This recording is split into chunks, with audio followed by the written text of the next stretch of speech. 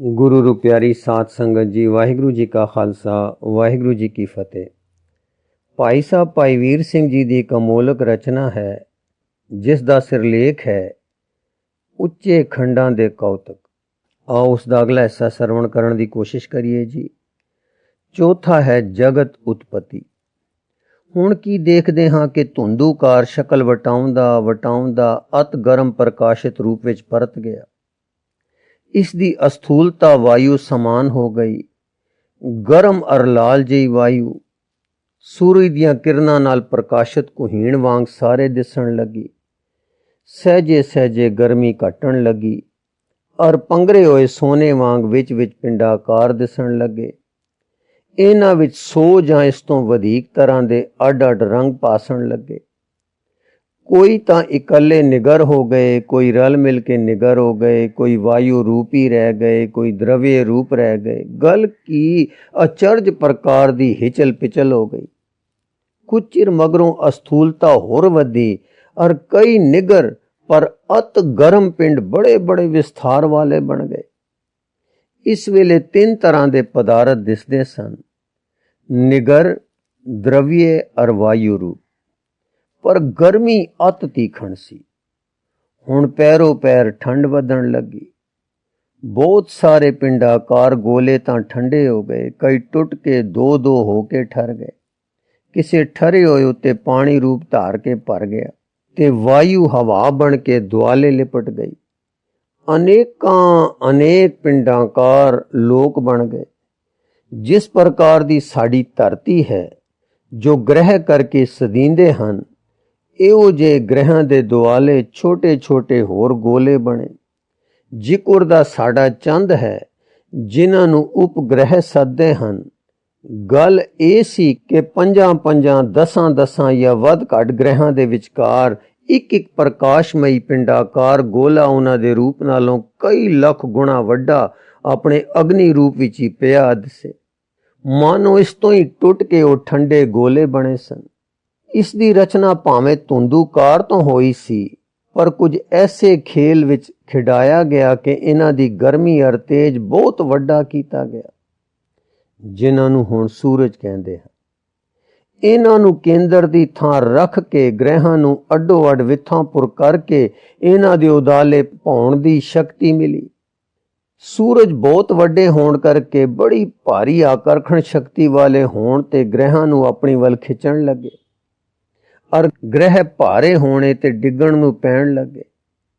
इस खिचम खिची विच ग्रह अपने उदाले भी और सूरजां दे उदाले भी भौण लगे। इसे तरह ग्रह उपग्रहां नूं खिचण लगे और इसे तरह दी खिचम खिची विच उपग्रहां ग्रहां दी परिक्रमा करन लगे। इस वेले वड्डे तमाशे दी गल इह होई कि अनगिणत सूरजां दे विचकार बड़े बड़े समझ तो परे आकार दे सूरज कहो जां कुछ होर नाम धरो, जिन्हां दी खिच दे मारे उन्हां दे दुआले दे सूरज ग्रहां ते उपग्रहां समेत परदखणा लैण लगे। इन्हां तो बाज कई पिंड गर्म वायु रूप विच ही रहे और उन्हां दी चाल ग्रहां उपग्रहां नालों विलखण बनी। ਉਹ ਬਹੁਤ ਲੰਬੀ ਆਂਡੇ ਵਾਂਗੂ ਗੋਲਾਈ ਦਰਸ਼ਕ ਚਾਲ ਵਿੱਚ ਪੈ ਕੇ ਸੂਰਜਾਂ ਦੇ ਉਦਾਲੇ ਉਹਨਾਂ ਨੂੰ ਇੱਕ ਕੇਂਦਰ ਤੇ ਨਹੀਂ ਸਗੋਂ ਦੁਕਨ ਕੇਂਦਰ ਪਰ ਛੱਡ ਕੇ ਪਾਉਣ ਲੱਗੇ। ਇਹਨਾਂ ਵਿੱਚੋਂ ਕਈ ਤਾਂ ਆਪਣੇ ਦੁਕਨ ਕੇਂਦਰ ਤੋਂ ਐਡੀ ਦੂਰ ਨਿਕਲ ਜਾਣ ਕਿ ਹੋਰ ਸੂਰਜ ਦੀ ਖਿੱਚ ਵਿੱਚ ਆ ਜਾਣ ਤੇ ਉਸ ਦੇ ਦੁਆਲੇ ਹੋ ਤੁਰਨ ਔਰ ਪਹਿਲੇ ਨੂੰ ਛੱਡ ਜਾਣ। इस प्रकार कई तरह के निके तो निके गोलाकार पिंडां तो लैके लख करोड़ मीलों के बिरत वाले गोलाकार, सैकड़े हजारां लखां करोड़ां और गिणती तो रहत विथांपुर होके हुक्म दे बदे गेड़े मार के सिरजणहार दे सदा आनंद रहन वाले स्वरूप विचों आनंद प्राप्त कर करके आनंद ते तमाशे करन लगे और करतार दे हुक्म नाल आकाश पुलाड़ रूप विच होके इस तमाशे लई तमाशाकार बने। इस सारी रचना दे विचकार रचनहार आप बैठ के अपनी सता नाल सारे रचे होए नूं मानो तोड़दा जापे, जिवें महल बना के विच मालक बन के विराजमान गया है। कोई ये ना समझे कि आप भी कोई सूरज बन के नाम रूप वाला है ते विच आ बैठा है। नहीं, ਉਸ ਦੀ ਕਲਾ, ਉਸ ਦੀ ਸੱਤਾ ਦਾ ਸਾਰੀ ਸ੍ਰਿਸ਼ਟੀ ਦੇ ਸਿਰ ਤੇ ਕੁੰਡਾ ਵੱਤ ਰੱਖਿਆ ਗਿਆ ਤੇ ਆਪ ਵਿੱਚ ਵਿਆਪਕ ਰੂਪ ਵਿੱਚ ਵਿਦਮਾਨ ਤੇ ਦੇਖਣਹਾਰ ਹੈ। ਆਪ ਨਿਰਵਿਕਾਰ, ਵੱਖਰਾ, ਜਿਹਾ ਰਚਣ ਤੋਂ ਪਹਿਲੇ ਸੀ ਤਿਹਾ ਰਚਣ ਵੇਲੇ ਤੇ ਤਿਹਾ ਹੀ ਰਚ ਕੇ ਸੰਭਾਲਣ ਵੇਲੇ ਸਤ ਚਿਤ ਆਨੰਦ ਘਟ ਘਟ ਦਾ ਪ੍ਰਕਾਸ਼ੀ ਅਕਾਲ ਪੁਰਖ ਪਿਆ ਲਿਸ਼ਕਾ ਮਾਰੇ। ਜਿਨ ਉਪਾਈ ਰੰਗ ਰਵਾਈ ਬੈਠਾ ਵੇਖੇ ਵਖ ਇਕੇਲਾ। ਹੁਣ ਪੌਣ ਪਾਣੀ ਅਗਨੀ ਪ੍ਰਿਥਵੀ ਆਦਿ ਦੇ ਕੌਤਕਾਂ ਨਾਲ ਨਾਨਾ ਪ੍ਰਕਾਰ ਦੀ ਸ੍ਰਿਸ਼ਟੀ ਬਣਨ ਲੱਗੀ। ਹੋਰਨਾਂ ਧਰਤੀਆਂ ਤੇ ਗ੍ਰਹਿਾਂ ਨਾਲੋਂ ਕੁਛ ਆਪਣੀ ਧਰਤੀ ਦਾ ਹਾਲ ਐਉਂ ਦਾ ਦਿਸਿਆ। ਪਹਿਲੇ ਜਦ ਧਰਤੀ ਅਜਿਹੀ ਚੰਗੀ ਠਰੀ ਨਹੀਂ ਸੀ, ਗਰਮ ਚਿੱਕੜ ਅਰ ਤਪਤ ਵਾਯੂ ਚਲਦੀ ਸੀ, ਤਦ ਅਸਚਰਜ ਪ੍ਰਕਾਰ ਦੀ ਸ੍ਰਿਸ਼ਟੀ ਦਿਸੀ ਅਰ ਅਦਭੁਤ ਤਰ੍ਹਾਂ ਦੀ ਬਨਸਪਤੀ ਦਿਸੀ, ਜਿਸ ਦਾ ਹੁਣ ਕਿਤੇ ਪਤਾ ਨਹੀਂ ਲੱਗਦਾ। ਜੀਵ ਸ੍ਰਿਸ਼ਟੀ ਵੀ ਬੜੀ ਅਨੋਖੀ, ਬੜੀ ਬੜੀ ਡੀਲ ਦੀ ਤੇ ਬੜੇ ਬੜੇ ਡਰਾਉਣੇ ਕੱਦਾਂ ਦੇ ਜਾਨਵਰ ਦਿਸੇ। ਜਾਂ ਸਰਦੀ ਵਧੀ ਤਾਂ ਇਹ ਸਭ ਸ੍ਰਿਸ਼ਟੀ ਲੋਪ ਹੋ ਗਈ। ਧਰਤੀ ਦਾ ਰੂਪ ਪਹਾੜਾਂ, ਮੈਦਾਨਾਂ ਤੇ ਟੋਇਆਂ ਵਾਲਾ ਜਿਹਾ ਕਿ ਅੱਜ ਕੱਲ੍ਹ ਹੈ ਨਿਕਲ ਆਇਆ। ਟੋਏ ਜਲ ਨਾਲ ਭਰ ਕੇ ਸਮੁੰਦਰ ਬਣ ਗਏ ਔਰ ਸੁਹਾਵਣੀ ਪੌਣ ਵਗਣ ਲੱਗੀ।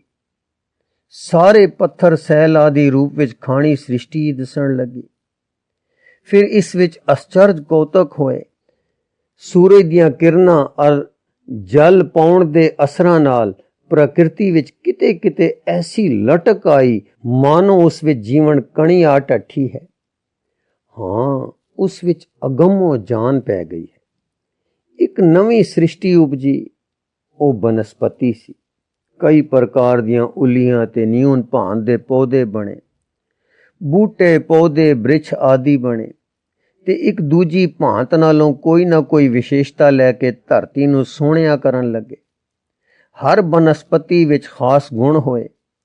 ਉੱਲੀ ਆਦਿ ਤੋਂ ਲੈ ਕੇ ਇੱਥੋਂ ਤੀਕ ਦੇ ਬੂਟੇ ਹੋਏ ਕਿ ਜੋ ਪ੍ਰਕਾਸ਼ ਦਾ ਅਸਰ ਮਾਲੂਮ ਕਰਨ ਤੋਂ ਛੁੱਟ ਤਵਚਾ ਗਿਆਨ ਵਾਲੇ ਵੀ ਹੋਏ ਅਰ ਕਈ ਕੁਝ ਜੀਵਾਂ ਦੀ ਡੋਲ ਪਰ ਅਰ ਬਨਸਪਤੀ ਤੋਂ ਨਿਰਾਲੇ ਢੰਗ ਪੁਰ ਮਾਨੋ ਖਾਣਾ ਖਾਣ ਲੱਗੇ।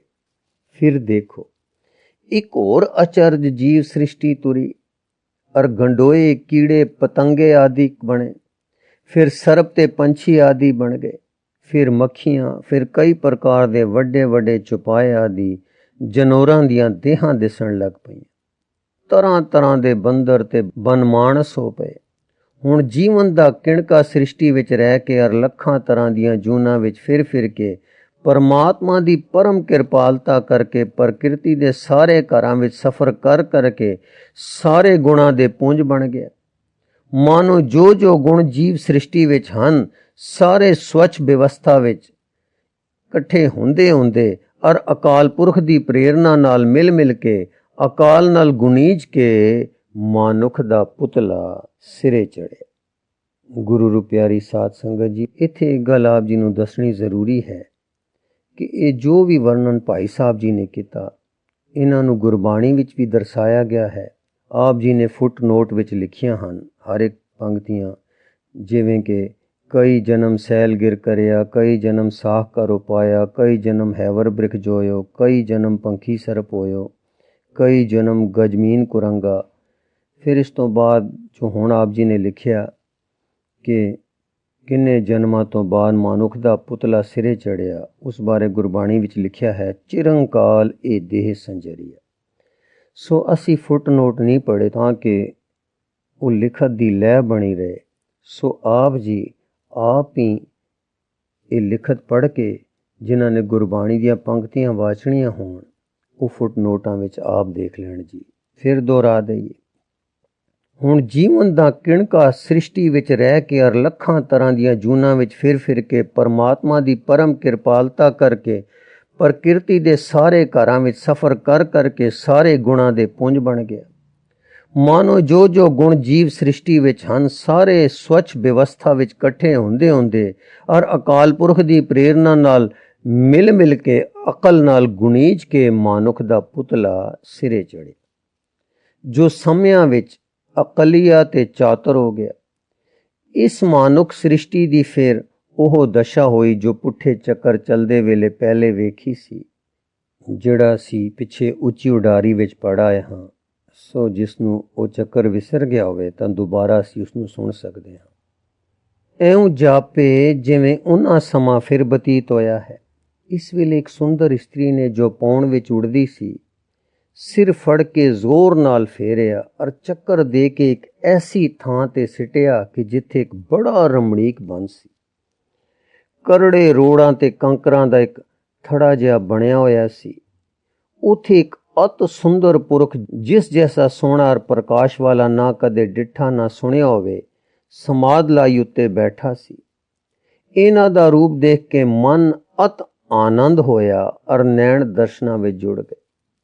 ਇਹਨੇ ਚਿਰ ਨੂੰ ਇੱਕ ਹੋਰ ਪਤਲੇਰੇ ਤੇ ਲੰਮੇਰੇ ਸਰੀਰ ਵਾਲੇ, ਜੋ ਦਿਲ ਦੀ ਗਰੀਬੀ ਔਰ ਭੋਲੇਪਨ ਦੇ ਅਵਤਾਰ ਜਾਪਦੇ ਸਨ, ਅੱਕਾਂ ਦੀਆਂ ਕਰੂੰਬਲੀਆਂ ਤੇ ਫੁੱਲ ਲੈ ਕੇ ਆਏ ਤੇ ਇੱਕ ਪਾਸੇ ਧਰ ਕੇ ਪਰੇ ਜਾ ਕੇ ਸਮਾਧੀ ਵਿੱਚ ਲੀਨ ਹੋ ਆਪ ਵੀ ਟਿਕ ਗਏ। ਕੁਝ ਕਾਲ ਮਗਰੋਂ ਇਹ ਦੂਸਰੇ ਸੱਜਣ ਜੀ ਉੱਠੇ ਤੇ ਇਧਰ ਤੱਕ ਕੇ ਬੋਲੇ, ਇਹ ਆਪ ਜੀ ਹਨ, ਖੁਦ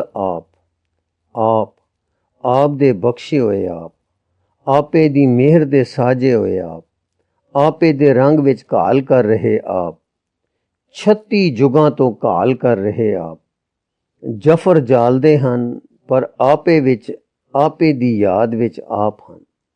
ਜੁਗ ਪਲਟੇ ਪਰ ਆਪ ਨੇ ਪਿਆਰੇ ਨੂੰ ਨਹੀਂ ਭੁਲਾਇਆ। ਇੱਥੇ ਜਦ ਦੇ ਬੈਠੇ ਹਨ, ਅੱਕ ਖਾਂਦੇ ਤੇ ਪਾਣੀ ਪੀਂਦੇ ਹਨ। ਜਿਵੇਂ ਭਾਈ ਗੁਰਦਾਸ ਜੀ ਨੇ ਵੀ ਲਿਖਿਆ ਹੈ, ਰੇਤ ਅੱਕ ਆਹਾਰ ਕਰ ਰੋੜਾਂ ਦੀ ਗੁਰਕਰੀ ਵਿਛਾਈ। ਧੁੱਪ ਇਹਨਾਂ ਨੂੰ ਨਹੀਂ ਪਾਉਂਦੀ, ਠੰਡ ਇਹਨਾਂ ਨੂੰ ਨਹੀਂ ਲੱਗਦੀ, ਸਮੁੰਦਰ ਦੀਆਂ ਠਾਠਾਂ ਇਹਨਾਂ ਦਾ ਕੁਝ ਨਹੀਂ ਵਿਗਾੜਦੀਆਂ, ਸਭ ਸ਼ੇਰ ਇਹਨਾਂ ਨੂੰ ਕੁਝ ਨਹੀਂ ਕਹਿੰਦੇ, ਨੀਂਦ ਭੁੱਖ ਇਹਨਾਂ ਨੂੰ ਨਹੀਂ ਅਕਾਉਂਦੀਆਂ, ਬਸ ਇੱਕ ਰਸ ਪ੍ਰੇਮ ਮਗਨ ਹਨ। ਹਾਂਜੀ, ਬਸ ਇੱਕ ਰਸ ਪ੍ਰੇਮ ਮਗਨ ਹਨ। ਭਾਰੀ ਕਰੀ ਤਪੱਸਿਆ ਵੱਡੇ ਭਾਗ ਹਰ ਸਿਉ ਬਣ ਆਈ। ਗੁਰੂ ਰੂਪ ਪਿਆਰੀ ਸਾਧ ਸੰਗਤ ਜੀ, ਇਸ ਲਿਖਤ ਦਾ ਅਗਲਾ ਹਿੱਸਾ ਆਪ ਜੀ ਨੂੰ ਅੱਗੇ ਪੜ੍ਹ ਕੇ ਸਰਵਣ ਕਰਾਉਣ ਦੀ ਕੋਸ਼ਿਸ਼ ਕਰਾਂਗੇ ਜੀ। ਵਾਹਿਗੁਰੂ ਜੀ ਕਾ ਖਾਲਸਾ, ਵਾਹਿਗੁਰੂ ਜੀ ਕੀ ਫਤਿਹ।